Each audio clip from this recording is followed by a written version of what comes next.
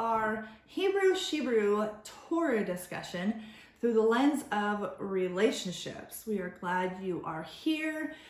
Make sure you like and subscribe and follow us on our YouTube channel and of course our page as well, Hebrew, because then you get notified when we have these new videos that come out. So let's dig in. Are we ready? Let's go. Okay, cool. Where are we at? So the parsha that we're studying this week is called Vaiki. It roughly means "and he lived." It is Bereshit, or Genesis, chapter 47, verse 28, through the end of the book, chapter 50. Yay, so we're getting through Genesis. This is the last Torah portion in the book of Genesis, in the book of Bereshit. So let's go ahead and read chapter 47, 28 through 31. We'll start out there. Okay, 28 through 31. And Jacob lived in the land of Egypt 17 years. So the length of Jacob's life was 147 years. When the time for Israel to die drew near, he called his son Joseph and said to him, "Please, if I have found favor in your sight, place now your hand under my thigh and deal with me in kindness and faithfulness. Please do not bury me in Egypt. But when I lie down with my fathers, you shall carry me out of Egypt and bury me in their burial place." And he said, "I will do as you have said." Am I going through 31? Go ahead. Okay. And he said, "Swear to me." So he swore to him. Then Israel bowed in worship at the head of the bed. So what we can see going on here is that Jacob, prepared his family for his death by informing them of his wishes for the treatment of his body. So this leads us to a great topic of discussion for either if you have a spouse already, or if you are inspecting, looking, trying to find a future spouse, a match for yourself. Have you discussed your desires for the treatment of your body? Have you provided for final expenses? Are you going to try and do things to make it easier for your grieving spouse and family members? So, a good thing to just go ahead and discuss, either with your spouse or a potential spouse, is how do you want your body to be treated after death? Do you have life insurance, burial plots, etc.? These are some things to just go ahead and have happen now, and not to have to deal with in the moment. Exactly, because you're dealing with the grief, you're dealing with being sad that they're gone and trying to figure out all those emotions. And then on top, you're having to figure out, okay, what do you want the gravesite to say? What do you want, the service to be like? What kind of songs do you want played? What pictures do you want? All the sorts of things that we want to go ahead and do. And a lot of it is for the family members that are still living to go ahead and enjoy and have fun and celebrate. So it's a matter of that person's gone, their body's gone, their soul is gone, like they're done with.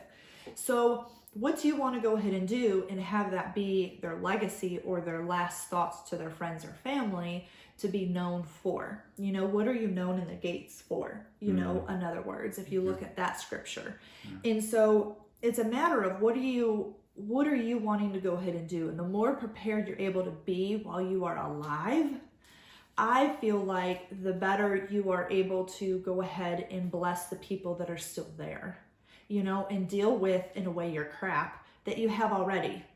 Go through the things that you have, get rid of the stuff that you don't need anymore. Go through some of your favorite pictures and be like, I really like this picture versus this picture. I'm blinking in this one.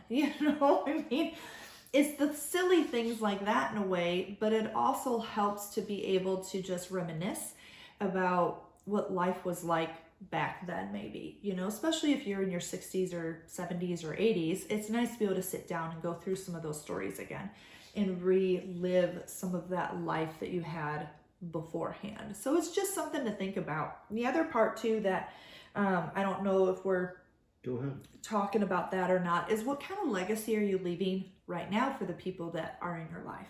You know, when you do pass, what kind of blessing are you leaving for your family, for your kids, for your friends, for your family members? What kind of legacy what kind of memory, in other words, are you leaving for them? Is it a good memory? Is it a bad memory? Is it a negative memory? You know, or is it kindness and goodness and gentleness and self-control? You know, those are the things that you want to be left behind as your legacy. So it's a matter of, when you think about your parents, you know, if your parents are still around, what kind of legacy are they leaving you? What kind of things do you remember about your family, you know, about your parents, about your grandparents?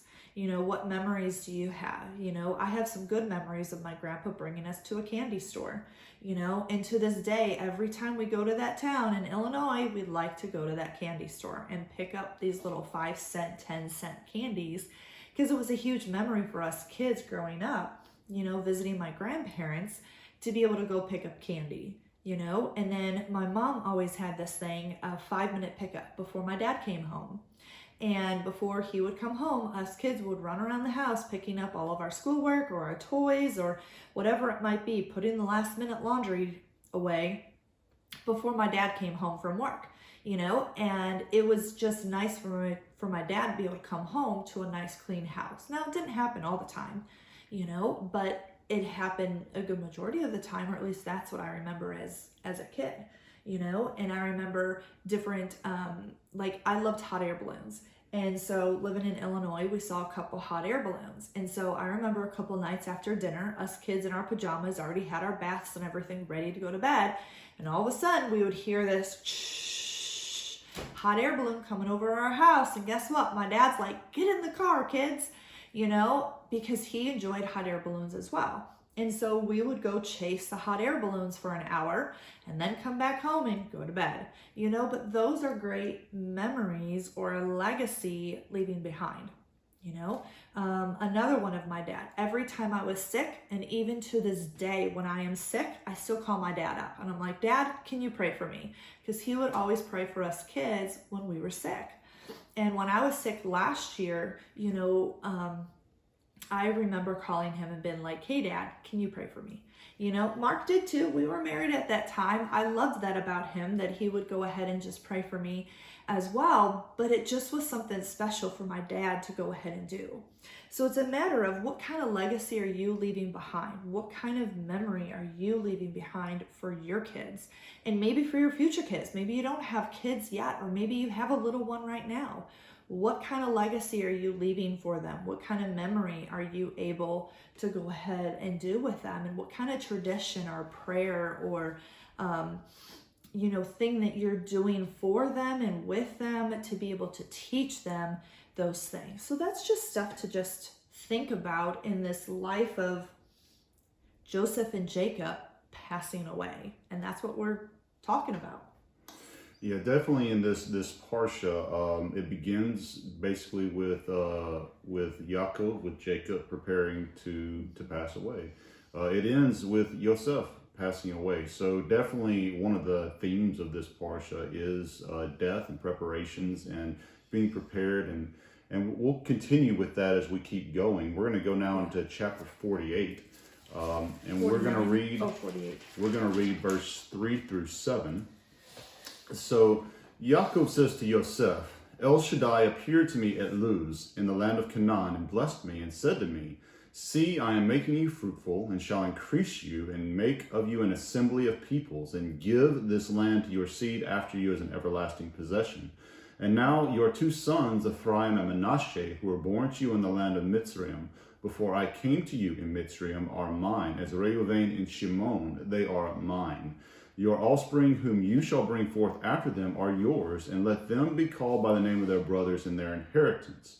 And I, when I came from Padan, Rachel, died beside me in the land of Canaan on the way, when there was but a little distance to go to Ephrath. And I buried her there on the way to Ephrath, that is Bethlehem. So just something that seeing here, and Sarah has been talking about it as a little bit, is that Yaakov made sure that Yosef knew or remembered some key parts of the family history. his encounter with Elohim at Luz or Bethel, the blessings that Elohim promised to him at that time, as well as the death of his mother Rachel and her roadside burial. Now, it's likely that Yaakov had already told these things to Yosef. He probably told him a lot of other things, but these are two things that the Torah records. So a good thing to just take out of this, what do you know about your family history? Yeah. Have your parents related key parts of their history to you, or have you asked them to tell you about these things?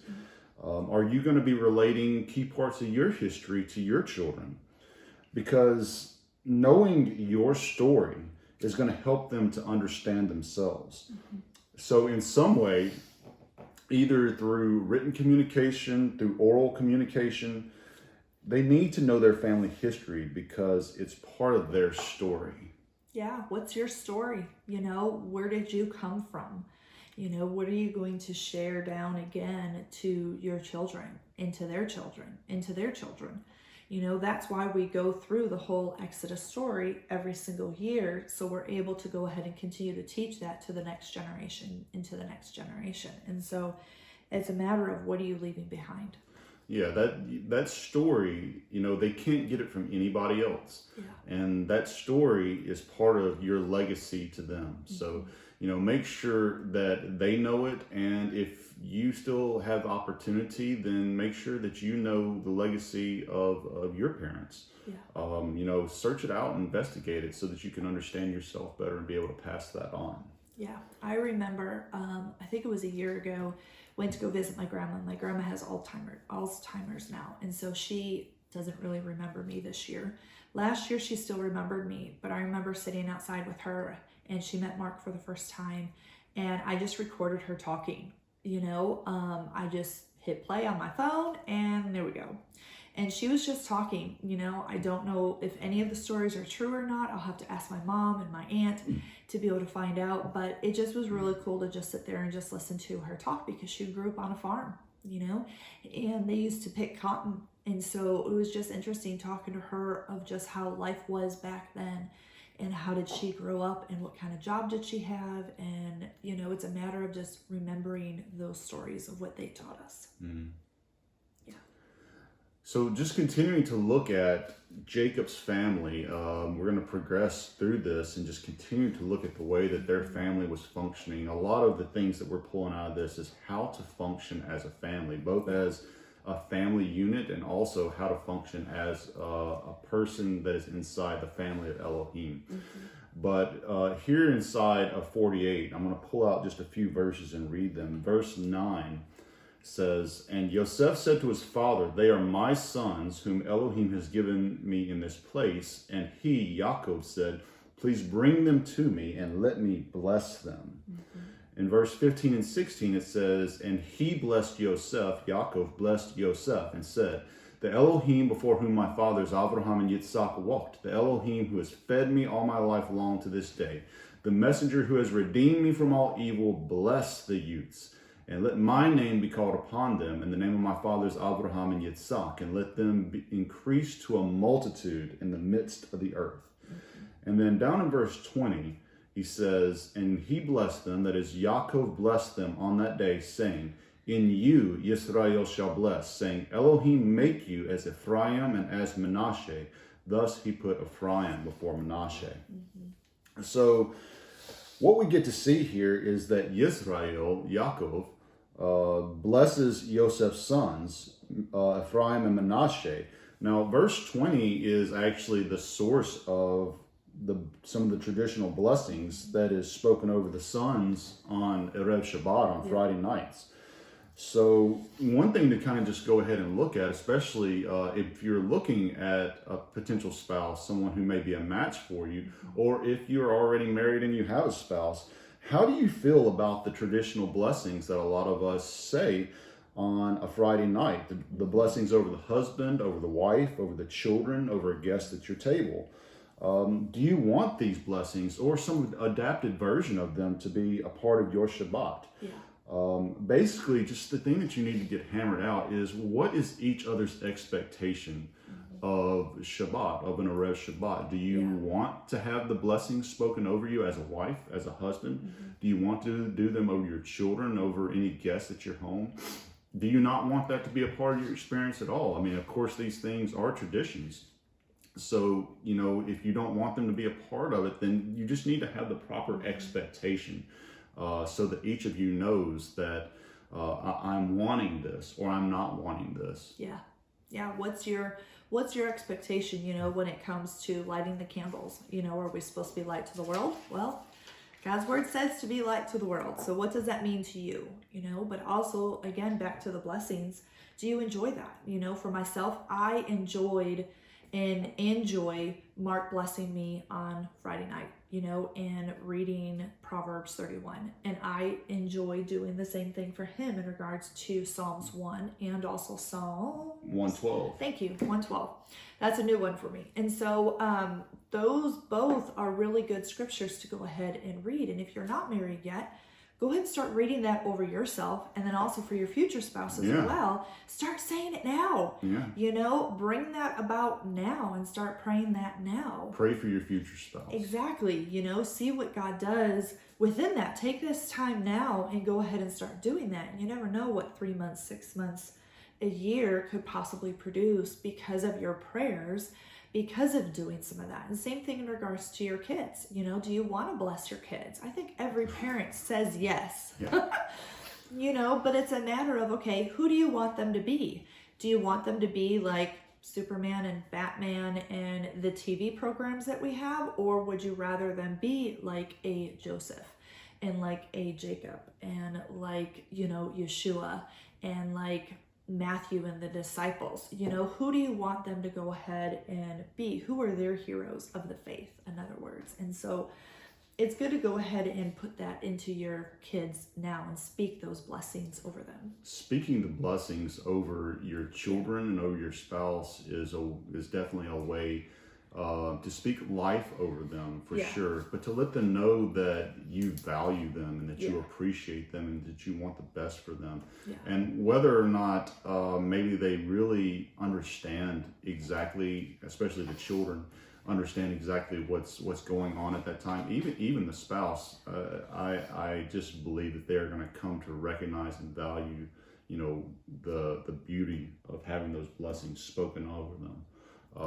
Certainly on Sabbath, but by no means should you only reserve speaking blessing and life over your family just on Sabbath. It should be all the time. I agree. That's a way to build, again, relationships. So it's how to function as a family. Yes. Okay. Chapter 49 is very long and don't have any specific verses to single out for you. But basically just a summation of what's going on here.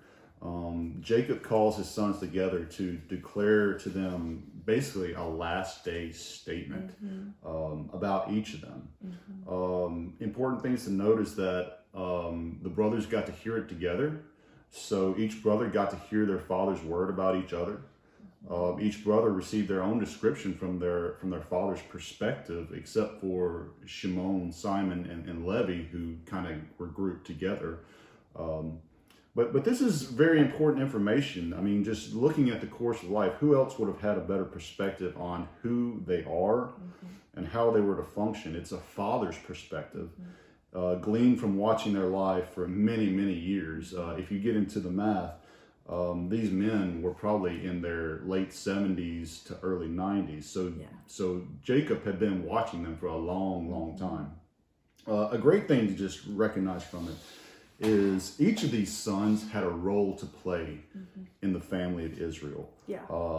Leaders, warriors, judges, providers, servants, etc. Likewise, there's roles to play in the family of Elohim today, as well as in the individual family units inside the family of Elohim. So the question to ask is, do you know your role? And does your spouse or your prospective spouse, are you fulfilling your role in your family and in Elohim's family? Have you taken the time to seek out and understand the roles of men, husbands, and women, wives, of parents, children, siblings. Have you discussed this in depth with your spouse or with a potential spouse?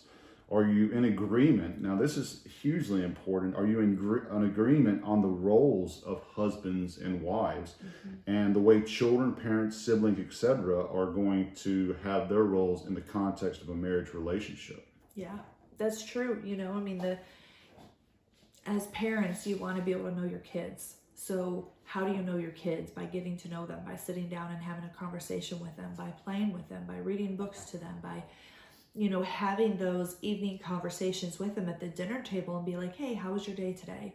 What did you learn today? Each year, in a way, it's almost sitting down and being like, okay, what's their favorite color this year? What's their favorite book this year? What are they into right now? And as ages continue to grow up, hopefully some of that stuff continues to change, but also you're able to see a pattern. And we're going to talk about a little bit about that, in the next tour portion as well.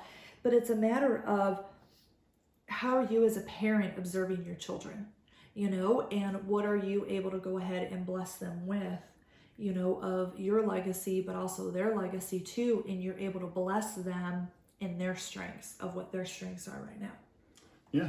I mean, just, if you just singled out Judah and Yosef in this chapter, which we get more information about those two brothers than the others, we get to see what Yaakov is recognizing about them. He's watched the patterns of their life. Yeah.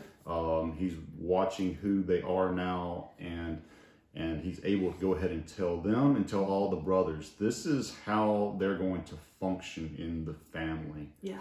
And they had to be able to receive that and then do their best to walk in that. Yeah. Yeah. And that's good. Again, you're speaking blessing over your children, so if you want them to be fruitful and have kindness and goodness and gentleness and self-control and, have worthiness and good character in their life, you want to speak those truths into their life now, versus if you call them dumb or stupid or you're going to amount to nothing. Guess what? That's negativity that is getting put into their souls and negativity into their character that, well, maybe they won't amount to anything. Maybe they will become dumb. Maybe they, they're going to grow up completely different, versus if you uplift them and encourage them in the way that we should be, So, yeah. It's tough. It's tough. We've been talking about legacy, and, there's few things that are going to impact a child's lives more than their parents' words. Yeah. They will ring throughout the child's lives in their minds and in their ears. So, forever, forever. I mean, you can just remember thinking back, as a kid, what do you remember at different times of your siblings telling you, your family members, maybe a grandparent or somebody telling you something negative. You remember that at times, you remember either a good teacher or a bad teacher. And what do you want your kids to remember you by? Again, we're looking through the lens of relationships. So these are all relationships, and we know we don't like to be with somebody who's constantly negative and constantly putting somebody down. That takes the energy away of your life and just takes away the joy of enjoying life. You've got to be able to give the best possible legacy to your children. We were looking up, what truly is a legacy. And I looked up, the definition in the Webster's 1828, which a lot of us like to go back and do. Go ahead and read that quote that I wrote down there at the bottom about, how the Webster's will give you the meaning of a word, and then it will give you a good way that it fits inside the context of the sentence. Well, this is what it had to say about legacy. Yeah, it says, good counsel is the best legacy a parent can leave to their children. That's good. I mean, if you want to leave, a great legacy to your children, this is the legacy of Yaakov to his children. These words of counsel that he gave to them when he was getting ready to pass away, when he was, wrapping up the loose ends of his life. So, the words that you speak to your children, the counsel that you give to them, sometimes can be a lot more important than any physical and material things that you could give them. Yeah. Definitely. So true. Well, let's go to chapter 50. Okay.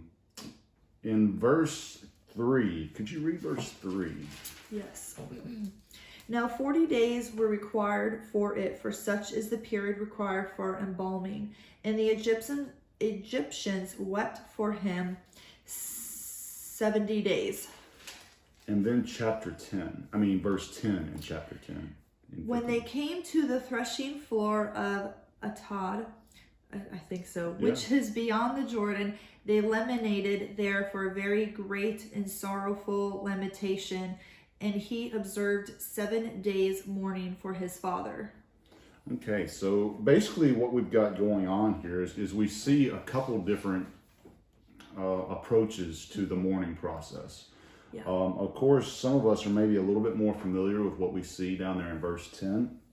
It's an example of what some call today sitting Shiva, which is Shiva is 7 days. Shiva is 7.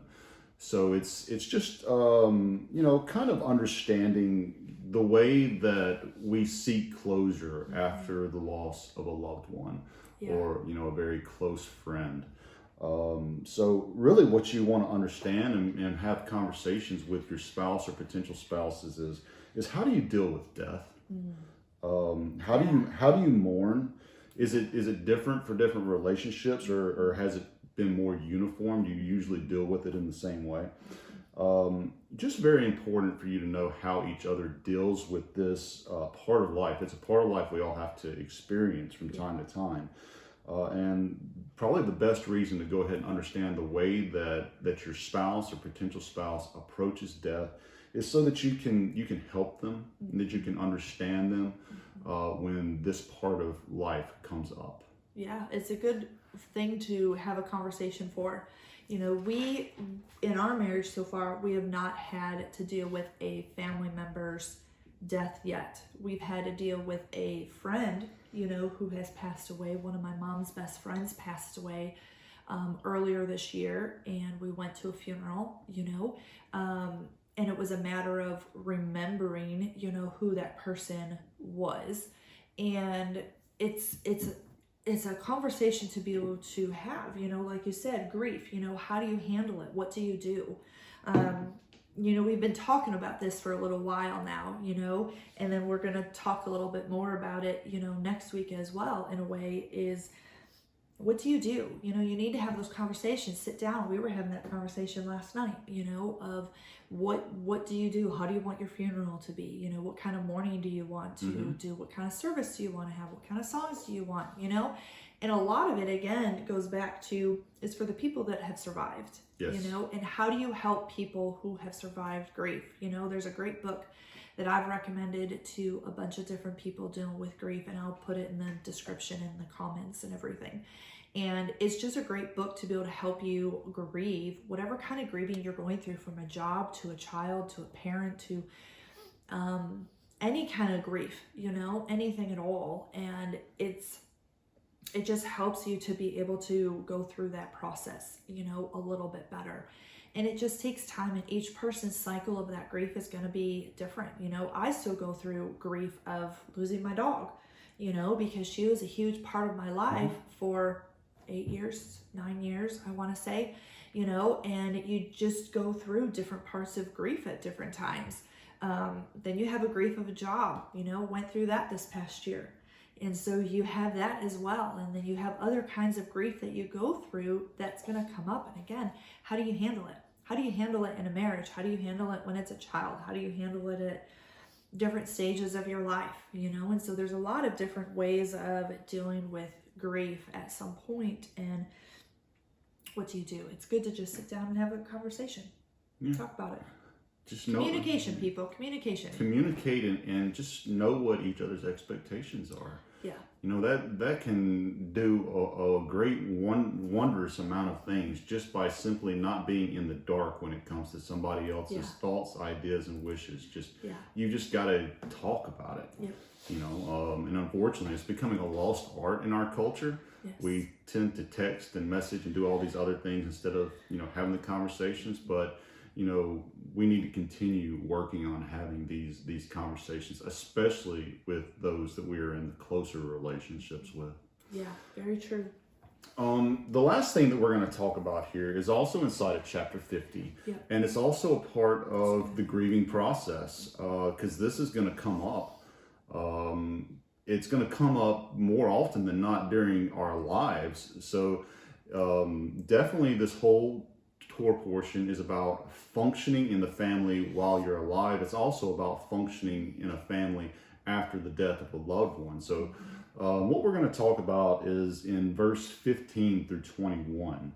And it says, when Joseph's brothers saw that their father was dead, they said, "What if Joseph hates us and pays us back all the evil which we did to him?" They sent word to Joseph, saying, "Before your father died, he commanded, saying, 'This is what you are to say to Joseph. I beg you, please forgive the transgression of your brothers and their sin, for they did evil to you. And now please forgive the transgression of the servants of the Elohim of your father.' And Joseph wept when they spoke to him. And his brothers also went and fell down before his face, and they said, 'See, we are your servants.' And Joseph said to them, 'Do not fear, for am I in the place of Elohim?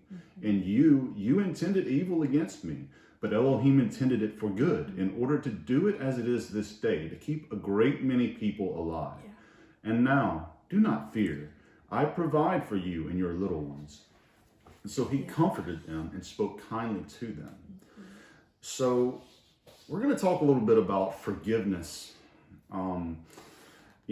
We see two sides of a coin in these verses, and we see the ones who need forgiveness, and we see the one who must forgive. For 17 plus years, the whole span of time that the brothers had lived in Egypt, the brothers of Joseph had apparently been living in a state of unforgiveness toward themselves. They asked Joseph for forgiveness again in the name or in the authority of their deceased father. So, either they had never forgiven themselves or they believed that Joseph had never forgiven them. Joseph, on the other hand, responds to their request much in the same way he had 17 years ago. He says that Elohim intended for this thing to happen, that they shouldn't fear him, that he was going to provide for them and their families. So, this is a wonderful lessons inside of this. We see an example both of how to forgive and how to be forgiven. A huge thing of this, and I don't know if you've maybe ever looked at it this way, but it's a great summation of what it really means to be forgiven and to forgive. And that is to release negative emotions about that person or about yourself. Now, it doesn't mean to forget what happened necessarily. Joseph remembered what his brothers did, but he did not hold on to the negative emotions toward them. But the brothers, on the other hand, they seemed to wallow in the negative emotions of the past. They hadn't accepted Joseph's forgiveness, or they were unable to forgive themselves. Yeah. So That's good. Here's the thing. Can you truly forgive? Can you be forgiven? Can you release negative emotions from the past and move on? Or are you going to continue to harbor negative emotions about someone who has wronged you or towards yourself for wronging another person? The only way that you're going to be able to press on towards a positive future is to release the negative emotions of your past, both towards someone who has wronged you and towards yourself for wronging somebody else. You do the forgiveness, you do whatever you can to make it right, and you release the negative emotions. Yeah. Why hang on to that stuff? You're hanging on to that baggage. You get back from a trip and guess what? You still have the baggage laying around. It's like, why not go ahead and unpack everything, wash all the clothes, and put the luggage away? You're doing the same thing in regards to continuing to hang on to that unforgiveness, and you're carrying it around with you. Well, then you get in your car, and then you're going to the grocery store, and here you are lugging your luggage with you again. Why? Why continue to do that when you could go ahead and forgive and get rid of it? And if you need to, write a letter and burn it, or release a balloon in the sky and release it that way. Do something that you're able to go ahead and release it and pray. That's why we have different feasts, to go ahead and do some of those things, to remember some of that, but then also to be able to release it too. and give it back to God and be like, okay, God, this is yours to take. I am not taking this anymore. I am not receiving this anymore. I am moving on from that negativity, from that unforgiveness, whatever it might be. You have to learn to be able to forgive and move on and release those emotions. Because the person who is hanging on to that, the person who has that control, they're still having control over that because you haven't released it. Why would you want to give that person power over you? Why? That doesn't make sense to go ahead and do. It's better to go ahead and release it to God and allow him to go ahead and help you, And yeah, God might have, we don't know why God allowed certain things. I still have questions in my life of why God allowed certain stuff to happen in my life. But I'm able now to be able to minister to other people who have gone through the exact same thing. I can talk about suicide. I can talk about divorce. I can talk about being verbally abused. I can talk about the loss and death of a marriage. I've gone through those things. And I'm able to go ahead and talk to somebody in regards to that versus before I couldn't talk firsthand about it because I didn't experience it. And so God sometimes has those things for evil, that was awful and terrible, but now I'm able to move past it because I've released it to God and he has it. And God can take those things that, were not so good, and he can use them for good. Yeah. We see the example of that in Joseph's life, but we also see that in our own lives. Yeah. Sarah just talked, a lot about, things that were terrible at the time, but now she's worked through it. She's, done the forgiving. She's released the negative emotions. Now she is able to go ahead and minister and help other people who are in similar situations. And we can all do that. Yeah. Forgiveness is a huge topic, and we haven't covered all of it, but this is just one facet of forgiveness that is huge, that we need to be able to release negative emotions against other people and against ourselves. Yes. So definitely something to think about. So that's what we've got for this Parsha. It's given us many insights into how to function as a family. The common theme of the chapters is death and passing the torch, as it were, the covenant responsibilities. But there's also other lifelong activities that we find within these stories. Have you prepared your family for your eventual death? Have you given them your wishes for funeral arrangements, the treatment of your body, etc.? What kind of legacy are you going to leave for your children and your grandchildren? Yeah. How is your story going to impact their lives and the lives of their families? What is your role in the family? Do you understand how to function in that role? Does your family know that you appreciate them? Do you speak blessings over them? We also see the need for closure in mourning the loss of loved ones. What does your approach to mourning look like? Does it involve forgiveness of the one who has passed away, or even of yourself for things maybe you did to the person who passed away? I mean, huge. Are you able to release negative emotions about yourself and others, or will you continue to carry the burden of unforgiveness? Studying the Parsha of Vaiki through the lens of relationship has certainly given us much to investigate, to experience, both in ourselves as well as in the ones we call family. We'll end this study of Bereshit, of Genesis, in the traditional way by saying, Chazak, Chazak, v'nitzkazik, be strong, and may we be strengthened.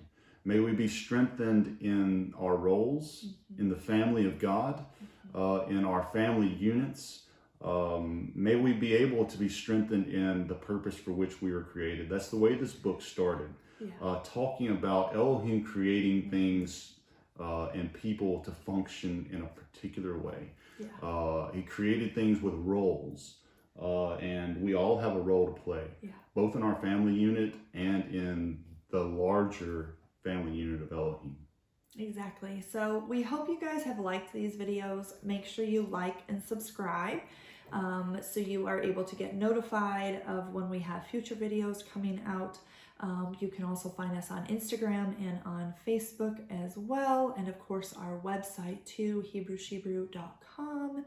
And we are grateful you guys continue to tune in every single week. We so appreciate it. We have learned so much studying, the book of Genesis, and we're about to get into Exodus. So continue with us on this journey, and we will see you guys next time. Bye.